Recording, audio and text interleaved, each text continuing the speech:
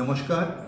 আজ বিশ্ব নিউরোসার্জারি দিবস। প্রত্যেক বছর 8ই এপ্রিল আমরা বিশ্ব নিউরোসার্জারি দিবস উদযাপন করি, হার্ভে কুশিনের জন্মদিন। আমরা নিউরোসার্জনরা মূলত ব্রেন এবং স্পাইন অপারেশন করি, মস্তিষ্ক এবং শিরদাঁড়া। তো ব্রেন এবং শিরদাঁড়া ভালো রাখার উপায় আমরা কতগুলো ছোট ছোট টিপস আমরা আপনাদের দিতে চাই। ব্রেন ভালো রাখার উপায় হচ্ছে খাদ্য, ব্যায়াম এবং লাইফস্টাইল। খাদ্য কী ধরনের খাবার? প্রচুর গ্রিন ভেজিটেবল, সবজি, ফল এগুলো বেশি করে খেতে হবে। আখরোট, আমন্ড এগুলো বেশি করে খেতে খুব ভালো হয়, যদিও একটা দামের একটা প্রশ্ন থাকে। জাঙ্ক ফুড যতটা পারবেন অ্যাভয়েড করবেন, তাহলেই এই ভালো খাবারগুলো খেলেই ব্রেন অ্যাক্টিভ থাকবে। দ্বিতীয় জিনিস কি? ব্যায়াম। নিয়মিত ব্যায়াম করা দরকার। ব্যায়াম করলেই শরীরে রক্ত সঞ্চালন খুব ভালো হয় এবং ব্রেনেও রক্ত সঞ্চালন হয়, তাতে ব্রেন হেলদি থাকে। আর কি উপায়?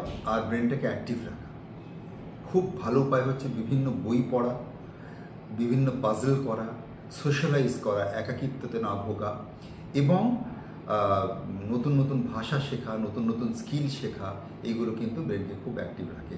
এইগুলো করলেই ব্রেন খুব সুন্দর থাকে এবং অনেক ক্ষেত্রে অনেক ধরনের রোগী সেটা অ্যাভয়েড করা যায়।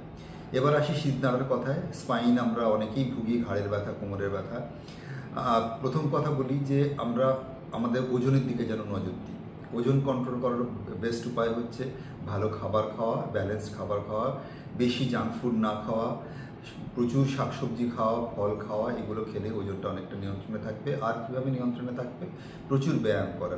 ব্যায়াম করলে ওজনের নিয়ন্ত্রণে থাকবে এবং মাংসপেশিগুলো সুদৃঢ় হবে, তাতে শিরদাঁড়ার ওপর চাপটা অনেক কম পড়বে। এই পশ্চারটা খুব ইম্পর্টেন্ট জিনিস। এর মধ্যে আমরা যেন সোজা হয়ে বসি, পিছনে সাপোর্ট নিই। একদম সাপোর্ট ছাড়া বসা খুব ভালো জিনিস নয়।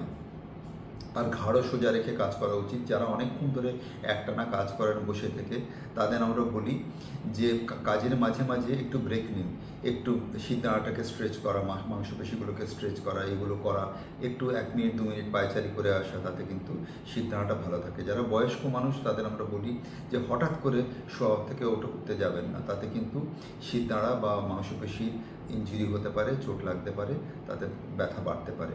এই ছোট ছোট কয়েকটা জিনিস মেনে চললেই আমি আশা করি ব্রেন এবং শিরদাঁড়াকে অনেকটাই ভালো রাখতে পারবো। আর যদি কখনো সমস্যা হয়, তাহলে আমরা তো আছি।